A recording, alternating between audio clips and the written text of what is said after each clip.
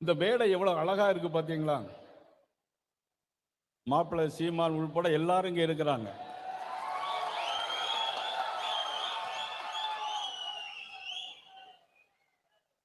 ஒரு 2 மாசத்துக்கு முன்னால் இந்த மேடை இதே மாதிரி இருந்தா நிலைமை என்ன இருக்கும் தமிழ்நாடு?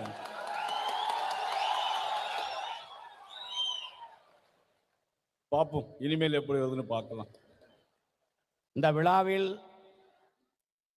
பங்கேற்க செல்கிற போது தமிழ்நாட்டில் இருக்கிற ஒரு நிலைப்பாடு, ஒரு கட்சியை சார்ந்து ஒருவர் இருந்தால் அவர் உறவினராக இருந்தாலும் அவரோடு பேசக்கூடாது. இப்படி ஒரு மனப்போக்கு, ஒரு மாண்பு இருக்கிறது. என் அண்ணன் ஒரு கொள்கையை ஏற்று ஒரு அரசியல் கட்சியை சார்ந்து இருக்கலாம்.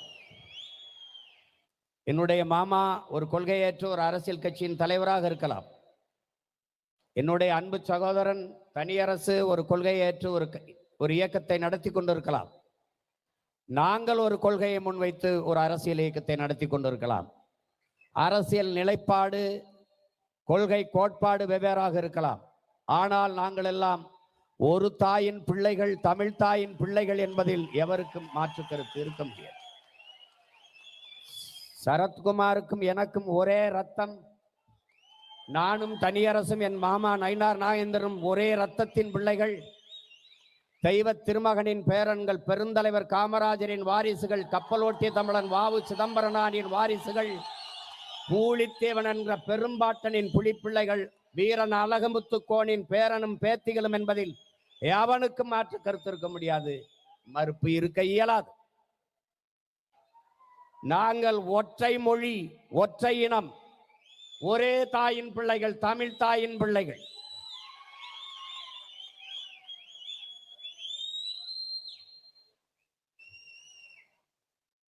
அதை என்னிலும் இளைய என் தம்பி தங்கைகள் கருத்தில் கொள்ள வேண்டும்.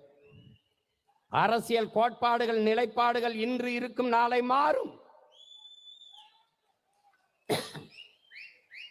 அதிமுகவில் இருந்த என்னுடைய மாமன் இன்று விலகி பாரதிய ஜனதா கட்சியின் மாநில தலைவராக இருக்கிறார். திமுகவில் நாடாளுமன்ற உறுப்பினர், அதிமுகவில் சட்டமன்ற உறுப்பினர், தனித்த ஒரு இயக்கம் சமத்துவ மக்கள் கட்சி, இன்று பாரதிய ஜனதா கட்சி. இன்று சரி என்று படுவது நாளை தவறென்று படும், நாளை தவறென்று படு அடுத்து சரி என்று படும். இதுதான் அறிவு, இதுதான் பகுத்தறிவு.